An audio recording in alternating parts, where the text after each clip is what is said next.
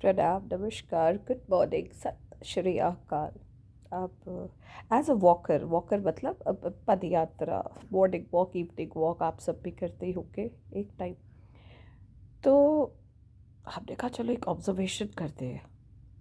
When you walk, specially often, not daily often, तो आपके कुछ चेहरे एक्विंटेंसेस दिख जाते हैं रोज वॉक करने वाले, सीनियर सिटीजन्स, मेन, women, हम जैसे प्राणी। तो एक बार मैंने देखा कि मोस्टली एक साइड के जो बूढ़े बुढ़ा है ना, मतलब रिटायर्ड, बस सब कुछ जैसे उन्होंने अपनी रिस्पॉन्सिबिलिटीज़ पूरी कर ली है वाला टाइप ऑफ लुक्स ना। तो वो चार के ग्रुप में, दो के ग्रुप में, अकेले नहीं, मतलब ग्रुप में ज़्यादातर बैठे होते हैं। सबके पास बड़े बड़े ना डंडे होते थे, बड़े बड़े लठ होते थे, लठ जिਵੇਂ कहते हैं असी, वो डंडे। और फिर मैंने देखा कुछ लेडीज़ बूढ़ी बूढ़ी सी फिर चलो वॉक करते हैं, उनके हाथ में पतली पतली सोटियाँ, वो पेड़ की सोटियाँ या कुछ सोटियाँ रख लेती होगी घर पे। तो हमने कहा चलो प्यार से ना, हेलो हाय सत श्री अकाल किवे हो जी करके पूछ लिया जाए। तो हमने मोस्टली पूछा सबसे, अ, एक एक दिन मतलब मौका ताड़ कर कि भाई। तो आपने कहा सत श्री अकाल जी, अ, एक गल पूछना चाहती हाँ। वो कहते हाँ जी हाँ जी, पूछो पूछो मैडम पूछो। देखे जी इन्ने बड़े बड़े डंडे किस वास्ते रखे तुसी, मतलब बड़े बड़े डंडे। और मैं, और फिर लेडीज़ को भी मैंने मौका ताड़ के ना अलग अलग डे से पूछा कि hey beautiful, why do you keep this sorties kind of a thing, जो रखते हैं। तो सबका जवाब ये था, अजी वो जो हमारी गली के ना कुत्ते हैं ना, वो भौंकते बहुत हैं। तो मैंने कहा जी आप भी भौंकते हैं? तो उन्होंने कहा मतलब भौंकते हैं जी, बस क्या पता कब किसको कहा कुछ नुकसान कर दे, क्या पता, मतलब वो फ्यूचर जिसका भी पता नहीं उनको, बट कुछ तो बोलना है। तो मैंने कहा आप वॉक तो डेली करते होंगे? तो कहते आहो।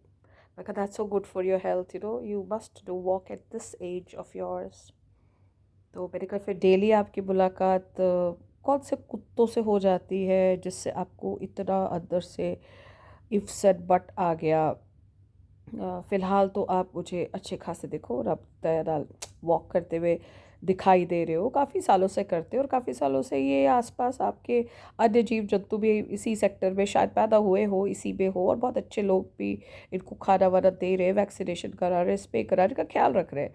तो फिर आप लोग डंडे लेके ऐसे, मतलब मैं बड़ा थोड़ा सा, मुझे माफ़ी चाहती हूँ अगर मैं आपकी किसी चीज़ को हर्ट कर रही हूँ। फ़िलहाल तो अच्छे खासे आप लोग दिख रहे हो, तो ना लिया करो डंडा वड्डा ना, डंडे की जगह फूल फाल लिया करो, चिप्स लिया करो, बिस्किट लिया करो, तो खाते पीते जाया करो ऐसे। तो अब क्या कहे उनको, और वो क्या कहे मुझे, मतलब मैंने तो अपने वे में ना कुछ इन्वेस्टिगेशन कुछ। तो फिर मैंने कहा हो, तो मैं चलते चलते सोच रही थी कि कई सालों में हर इलाके में, हर मोहल्ले में ना चोरियाँ बहुत, हमारे तो काफ़ी सारी हुई है। अरे गेट के गेट उखाड़ के ले गए, इमेजिन कि गेट का खर्चा ना उठाना पड़े, किसी की साइकिल चोरी हो रही है, किसी की घर के अंदर से चीज़ें लेके जा रहे हैं, मतलब चोरियाँ आपके सबके मोहल्ले में वंस इन अ वाइल होती रहती है। और सीसीटीवी कैमरे लगा कर भी जो होना था वो तो हो गया ना, सब बात तो चोरी हो गया। तो मैं सोच रही थी कि शायद उन लोगों में से किसी ने ये नहीं कहा कि हम वॉक करते हैं ना, कभी कोई हम पे आके कोई मेरी चेन खींच ले, या मेरी वाइफ, या मेरे दोस्त की अंगूठी, कड़ा, या बाली वगैरह खींच ले, ये दिमाग में किसी का नहीं आया।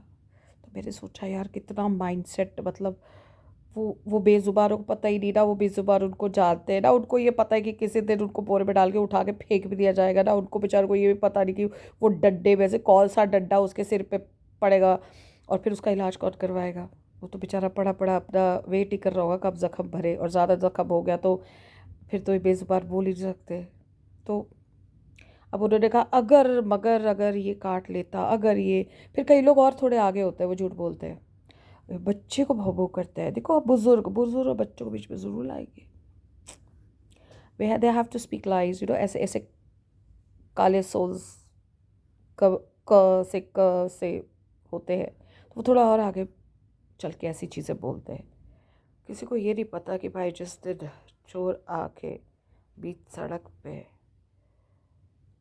रॉबरी कर गया, उस दिन वो डंडा जो उन्होंने शायद बेजुबान के लिए ही लेके चलते दिखाते हैं, उन बेजुबानों को तो ये भी नहीं पता कि वो डंडा हमारे लिए, वो तो अपना मस्त कहीं खेल रहे हैं, खा रहे पी रहे हैं। उस दिन उनको ये भी नहीं पता कि वो कुछ नहीं कर पाएंगे, कुछ नहीं, बिकॉज आपके मन में एक चोर बैठा है, एक गंदगी बैठी है, अभी कुछ हुआ नहीं तो आप किसी और को ब्लेम के लिए बैठे हो, तो हो सकता है यही सोच आपके कर्म को बिगाड़ दे और ऐसा कुछ आपके साथ हो। इसीलिए कहते हैं सोच साफ रखो, स्पेशली जिसको आप चाहते नहीं पहचानते नहीं, और अपने यार अपने अदर वेलबींग के लिए सोच साफ रखो।